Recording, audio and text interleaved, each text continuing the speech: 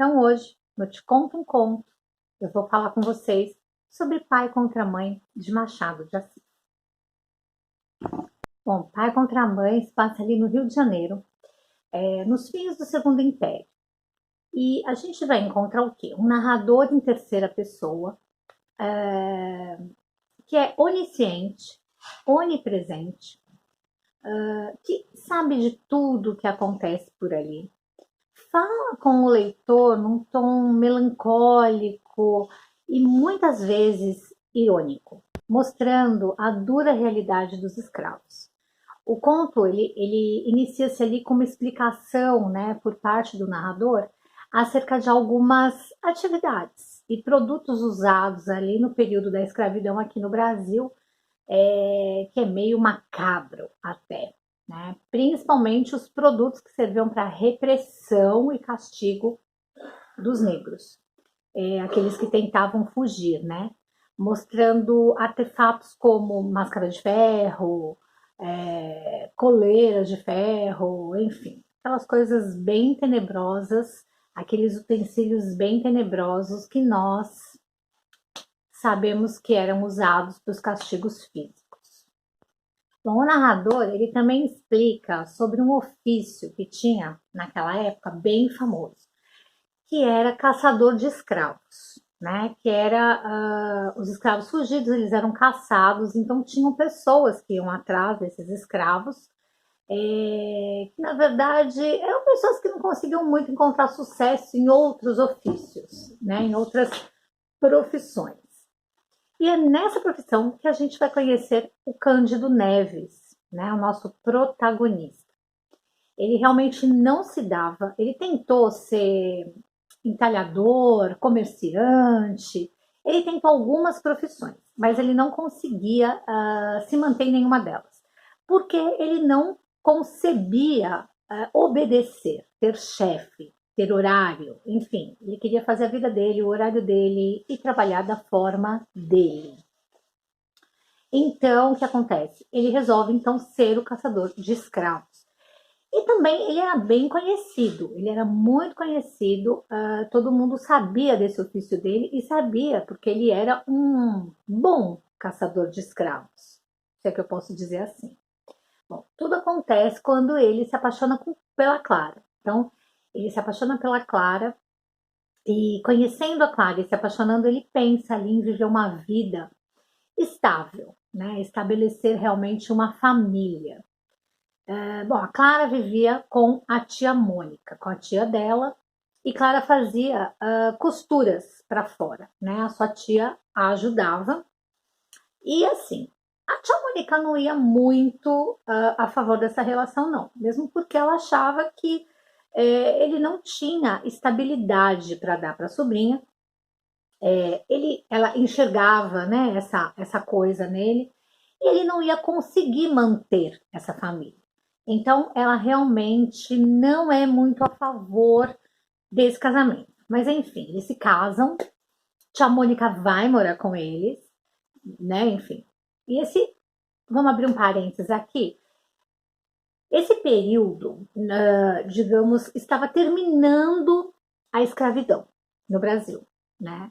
Estava no final da escravidão, ou melhor, a escravidão já tinha meio que acabado, mas a escravidão não tinha acabado, se é que vocês me entendem, né? Por lei, a escravidão estava desaparecendo, mas ainda existia escravidão no Brasil, né? Aquela coisa meio teoria e prática. Então, o que acontece? Os rendimentos de Cândido já não eram mais os mesmos. Eles começavam a passar muita necessidade, né? E uma outra coisa que também aconteceu foi que existiam concorrentes, né? Cândido antigamente se sobressaía como caçador de escravos fugidos. Agora não. Agora ele não se sobressai. Ele é conhecido, mas existem concorrentes. Então, alguns outros homens também se tornaram caçadores de escravos. Logo, o trabalho dele diminuiu. Logo, os rendimentos dele também diminuíram. Então, enfim, estão ali numa situação periclitante, passando fome, não conseguindo pagar as contas. Estava bem complicado, porque o único rendimento da família eram as costuras que a Clara fazia junto com a tia. Muito bem, num jantar ali, Clara informa, né, tia e marido, que ela está grávida. A tia quase surta, porque a tia vê que mais uma boca para se alimentar é um problema, né? Como que eles que não estavam conseguindo se manter iam manter agora uma criança, né? Não tem como. Então a tia fica ali no desespero e sem muita opção, ela pensa numa ideia, mas antes dela falar dessa ideia, o que acontece? O proprietário do imóvel que eles moravam, nesse jantar, eles estão jantando ali, o proprietário aparece do nada e fala o seguinte: olha, vocês estão com o aluguel atrasado há 3 meses, vocês têm uma semana para acertar, porque se vocês não acertarem, vocês estão na rua. Eu vou precisar do imóvel e tal. Muito bem. Colocada essa situação, o que a tia Mônica faz? Senta com os dois e fala: olha, gente, vocês realmente acho que não têm noção do que está acontecendo aqui.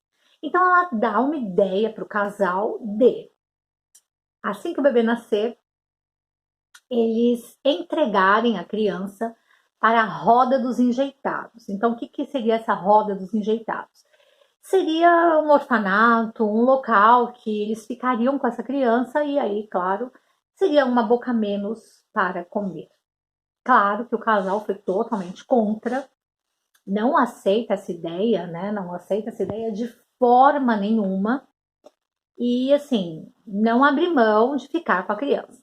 Muito bem, a criança nasce e antes mesmo que eles pensem em alguma coisa, o que acontece? Cândido fala: bom, vou entregar o meu filho, é um menino, vou entregar o meu filho lá na roda dos enjeitados, porque realmente a gente está numa situação que não tem como sustentar uma criança. Muito bem. Então ele pega a criança nesse dia, embala a criança e vai até a roda dos enjeitados lá, tá descendo a rua, quando ele se depara com uma mulata e ele a reconhece. Ele a reconhece e vê que é uma escrava fugida. Ele reconhecendo, o que ele faz? Ele deixa a criança numa farmácia de um conhecido dele e fala: olha, fica com meu filho aqui que eu já volto. Porque ele sabe que aquela escrava ia render a ele mais ou menos ali 100 mil réis, que dava para ele pagar todas as despesas e ainda ia sobrar dinheiro para eles se manterem. Muito bem, ele deixa a criança e sai atrás da escrava fugida. A escrava se debate, enfim, porque ela também o conhece, mas ele não arreda o pé. Ele amarra a escrava e fala que vai entregá-la para o seu senhor, enfim. A escrava pede, pelo amor de Deus, ajoelha na frente dele e pede que ele deixe-a escapar porque ela está grávida. E se ela chega no senhor, ele vai, ela não sabe o que pode acontecer. Muito bem. Cândido não quer saber. Cândido, a escrava se chama Arminda. Ele não quer saber se ela está grávida, a gente não sabe nem se ele acredita nisso, né? Machado de Assis não coloca pra gente isso. Mas ele não quer saber, ele está pensando ali no dinheiro dele, amarra a escrava e a leva para o seu senhor. Chegando lá, ela reluta com o senhor e está esperando para receber o dinheiro, né? Enquanto ela está gritando com o senhor, dizendo que está grávida, que não, para não judiar dela, o que acontece? O senhor começa a bater, a maltratar a moça, enfim, e ela acaba abortando ali o seu filho. Pois é, vocês acham que o Cândido, ele sente alguma coisa? Não, ele não sente culpa alguma, né? Ele simplesmente pega o dinheiro e vai embora. Cumpriu o papel dele, certo? Bom, então ele vai embora sem nenhum peso na consciência, né? O fato da escrava ter abortado, para ele, é o seguinte: nem todas as crianças vingam. Então ele pensa assim e não tá nem aí pro acontecido. Tudo bem, então ele pega o dinheiro, vai à farmácia, pega o filho e vai para casa. E a história termina assim. O que a gente pode ver nesse conto, onde o Machado traz para a gente uma realidade, como em todos os textos dele, né? A crueza, né? A crueza do sentimento do ser humano, né? A crueza, a maldade, bondade, enfim, qualquer coisa, qualquer sentimento que o seja, mas Machado coloca bem cru para a gente isso. Então, o narrador, ele manifesta assim, bem cautelosamente, a sua opinião sobre os fatos, né? Ele vai argumentar sobre o tema da escravidão, da miséria, né, que assolava ali as classes menos favorecidas, econômica e socialmente, né? De maneira irônica e sutil. O narrador faz uma ironia, né, nas escolhas dos nomes ali dos personagens. Porque, veja bem, Cândido significa o quê, Cândido? Ingênuo, puro, inocente, né? Coisa que o nosso protagonista não tem absolutamente nada, nem no caráter, só no nome mesmo, né? Porque o caráter dele é totalmente o contrário, né? Então, e o personagem, ele apresenta ali dois comportamentos bem distintos, né? Ele não tinha nada de puro, nada de inocente, enfim. Na verdade, ele deixava aflorar ali o lado rude dele, brutal e desumano. A gente vê aí a contradição, né, que na verdade é proposital de Machado de Assis, porque no momento que Cândido se depara ali com a situação mais angustiante da sua vida, que é entregar o filho à roda dos enjeitados, ele se torna, ele olha para o egoísmo dele, fica desesperado e não aceita. Mas o clímax fica mesmo evidente no momento que Cândido tem que cumprir esse esse tratado, né, de entregar o filho. Só que quando a escrava fala para ele que está grávida e que ela quer salvar o filho, ele não está nem aí, né? Então é meio discrepante isso, né? O meu egoísmo sempre fala mais alto, né? E assim, ele faz de tudo para continuar com o filho no braço, mas não está nem aí porque a escrava está sentindo, não é mesmo? É uma hipocrisia assim, fora do normal.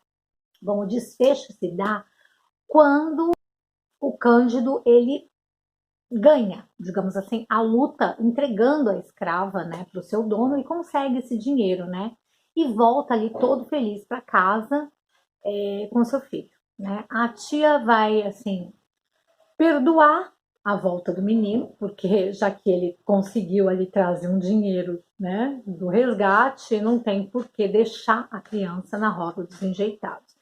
Então Machado ali mostra muito essa hipocrisia que é na verdade do ser humano, né? Machado de Assis consegue ali mostrar tudo isso que ocorre dentro de nós, né? Eu e você somos assim, mas Machado consegue deixar muito claro isso, né? Quando é comigo, a coisa é mais dolorida, mas quando é com o outro, nós estamos falando aqui da escravidão, de uma escrava.